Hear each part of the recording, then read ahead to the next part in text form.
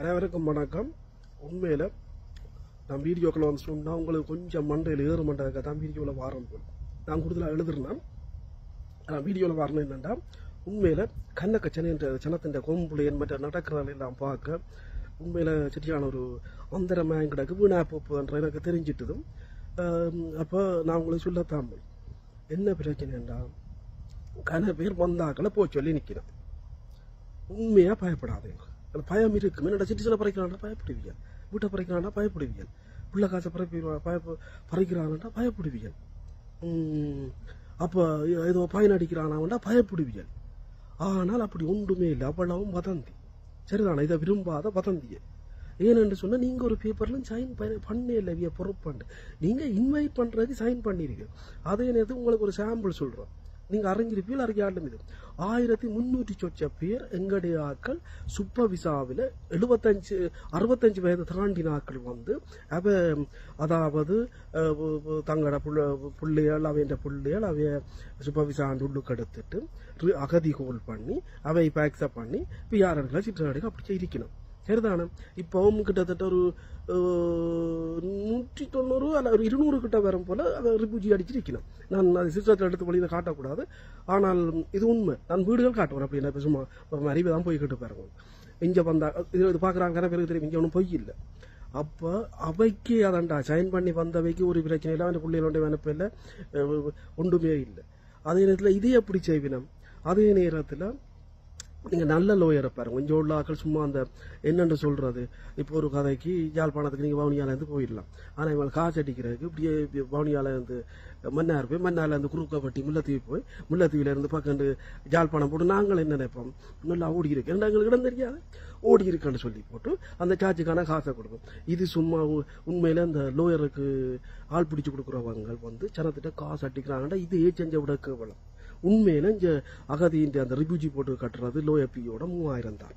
மற்ற பேப்பர் விலைக்கு 1500 மிஞ்சி போனால் 2000. அதுக்கு மேலே ஒரு தரம் பண்ணுறது மொன்றியாலே ஆக்கள் செட்டியான அந்த இலங்கையிலேருந்து வந்த மாதிரியே நேர்மையாக இருக்குது. அப்போ அதால் அங்கே இதை விட அந்த ரிஃப்யூஜி போட்டு சில பேர் 500-700 பேப்பர் வேலை செய்து கொடுக்குறாங்க. ஆனால் இங்கே ரொனாண்டோவில் எனக்கு அறிஞ்சளவில் ஒரு லோயர் தான் 2 இருந்தவர். அவருக்கு இப்போ ஒருத்தர் இருந்துச்சு. மற்ற ஒருத்தர் தான் அந்த தமிழ் ஆக்களுக்கு உண்மையாக ரிஃப்யூஜி போட்டில் நேரடி லோயர்.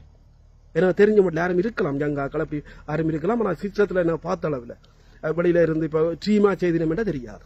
அப்போ அந்த டீம் குரூப் தான் வரும். ஸோ இப்போ ஒரு தனி ஒரு ஆள் இருக்கிறார் இமானுவேல் என்று சொல்லி. அவர் வந்து 4500 அல்ல 5000 தான் பண்ணுறார்.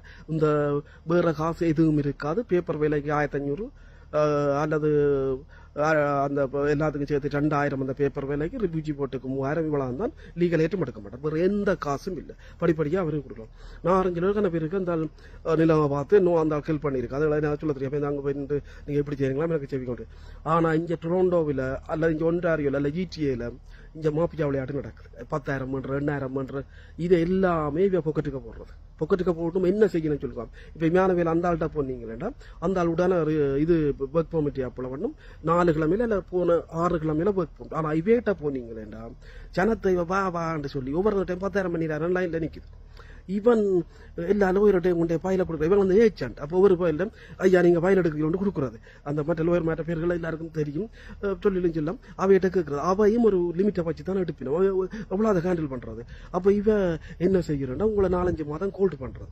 கோல் பண்ணாதான் உங்களுக்கு இப்போ ஒர்க் பெர்மிட் அந்த அப்ளை பண்ணி ஏஜென்ட் வாங்க உங்களுக்கு பார்க்க தெரியாது. அப்ளை பண்ண இல்லை பண்ணினா உங்களுக்கு மெடிக்கலோட அப்போ குறைஞ்சி 6 கிழமைகளில் ஒர்க் பெர்மிட் வந்துடும். மற்ற இன்னும் ஒரு வசந்தி பெறாது. அதை நான் முதல்ல ஒரு வீடியோவில் சொல்லிட்டேன். அது வந்து வேறு ஆக்களுக்கு இந்த ஒர்க் பெர்மிட் கால் பண்ணாக்கள் இந்த கொரோனா காலத்தில் வந்து இது இஞ்ச தற்காலிக ஒர்க் பெர்மிட்ல நின்றவைக்க நிற்க இயலாது. நீ அப்படி ஒரு விசாக்கள் அந்த விசிலாம் வந்தாக்கள் நிற்க இயலாவளிய அகதி ஒரு நாட்கள் ஒருத்தருக்கும் ஒர்க் பெர்மிட் தடை இல்லை. அது 6 கிழமையில வந்துடும். அல்லது படிவாசி செய்திகள் கமிட் பண்ணி 4 கிழமையில வந்துடும். இவ்வளோ தான். இதுதான் உண்மை. மற்றதும் என்னும் ஒன்று எடுத்தாக்கள் ஒருத்தரும் ப்ரெஷரை கொடுத்து அனுப்பாங்க. நீங்கள் தான் கவலைப்படும். நீங்கள் தான் எடுத்தது நீங்கள் தான் கவலைப்படுறீங்கன்னா மற்ற இப்போ உண்மையாக எல்லாம் பயம் இல்லாமல் பற்றுள்ளவனை எல்லாம் செய்துட்டான். கிட்டத்தட்ட அவங்களுக்கு கேஸும் வந்து உங்கள் சோட்கேரங்க எடுத்து கொடுத்து இப்போ நான் சொல்கிறாங்களே கோட் எடுத்து கேஸும் அக்செப்ட் பண்ண படிச்சாச்சு. 6 மாதத்துலேயே கேஸ் வருது. அது வடிவாக எடுக்கணும். அது இவங்க அந்த இடையில நான் சொன்ன இந்த பவுனியாக்க தான் அதால் உங்களுக்கு போய் காட்டுற வழியை மற்றபடி கேச வழியில் பண்ணலாம். மற்ற ஒருத்தர் எல்லாருக்கும் கேச மற்றது படிவாச்சு யோசிங்க. திரும்ப சொல்கிறேன். திரும்ப என்னன்னா முந்தைய ஒரு வீடியோவில் சொன்ன மாதிரி உங்களுக்கு விசா தருது இங்கே வரணும் ரிஃப்யூஜி போட்டு அவனே போடுது. மற்ற நீங்கள் இதை விட காசு 1% இல்லையாமலே கேஸ் செய்யலாம். அதான் அந்த லீகல் ஏட்டன்றது. அதுக்கு $5000 தருது. அப்போ என்ன கவர்மெண்ட்டில் சும்மா செய்யுதுண்டு. மற்ற அரணைக்காதைக்கு நீங்கள் அதை எங்களுக்கு பார்த்து தந்தது எங்களுக்கு இது வாட்சி போட்டு இப்போ 1 லட்சம் பேருக்கு மேலே வந்தது வாட்சி போச்சு. இனி நான் நினைக்கிறேன் நாங்கள் எல்லாம் உயிரோடு இருக்கிற காலங்களில் இப்படி ஒரு சந்தர்ப்பம் வர மாட்டேன். இதுக்கு தான் நான் கத்தி கொண்டிருந்தேன்.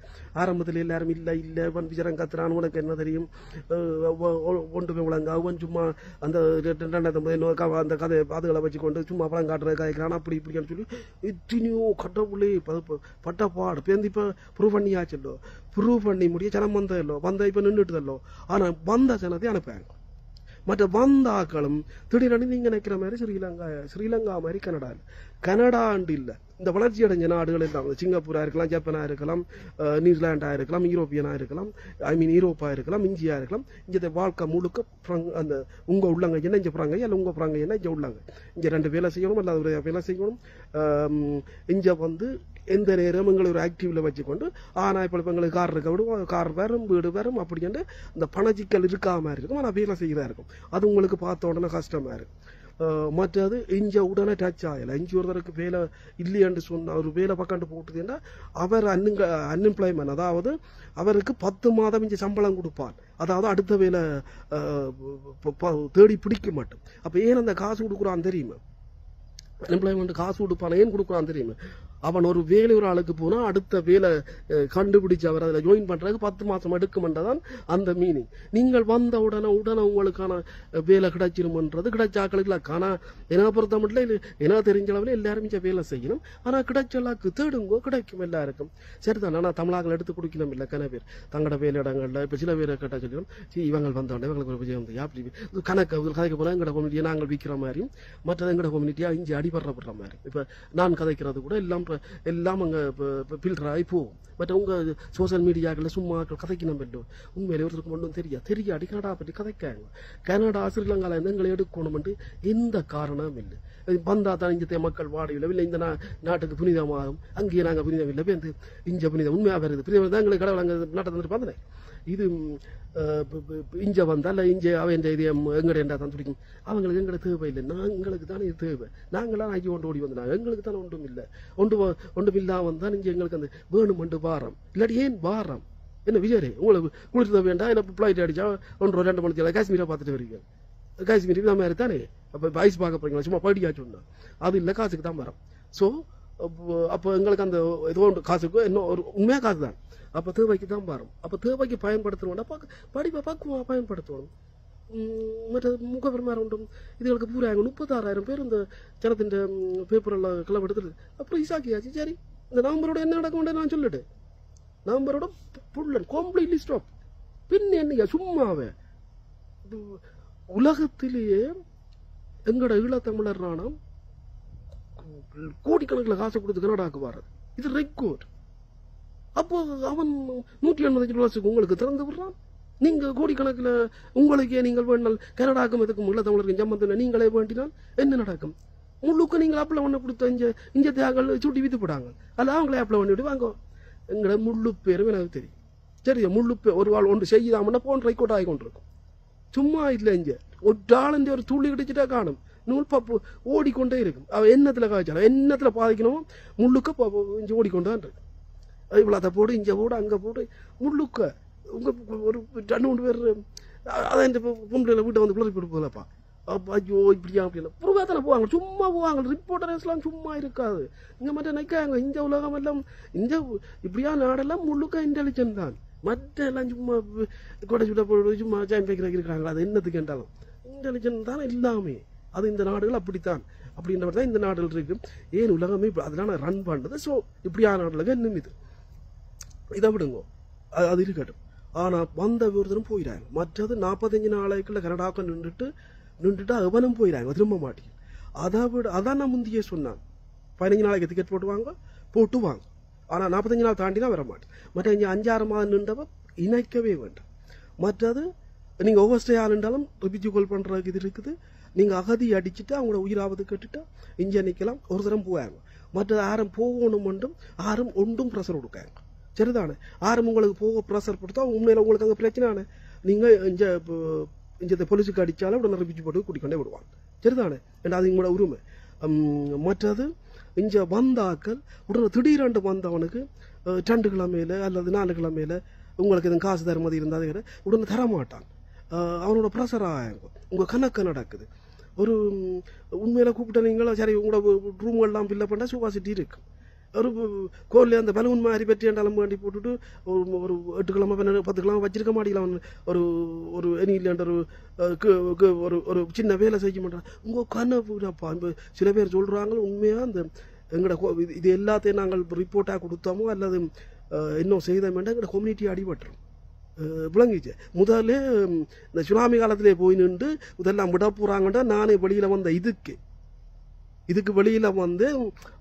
நான் இருக்கிற இடம் இதால ஒரு தரம் என்னோட மூவ் பண்ணல அதால சும்மா காய்ச்சி போட்டு கிடக்கலாமே ஒழிக்க வேற ஒன்றுக்கும் வரையல நான் இதுக்கு சொல்லல வரையில ஆண்ட இடம் பண்ண வழித்தான் இவ்வளோத்தையும் என்ன 1 லட்சத்துக்கு மேல என்ன நிறுத்தக்கூடியாம இருந்தது ஸோ விட்டுடாதேங்கோ நான் திரும்பவும் சொல்றேன் இதுல நான் ஒன்றுக்கும் இல்லை எனக்கு ஒன்றும் தேவையும் இல்லை இது ஆரம்பிக்கல சும்மா நினைக்கலாம் என்னென்றாலும் எந்த தேவையும் மற்ற நான் சரியான வழிநடத்தலுக்கு தான் இதை செய்கிறேன்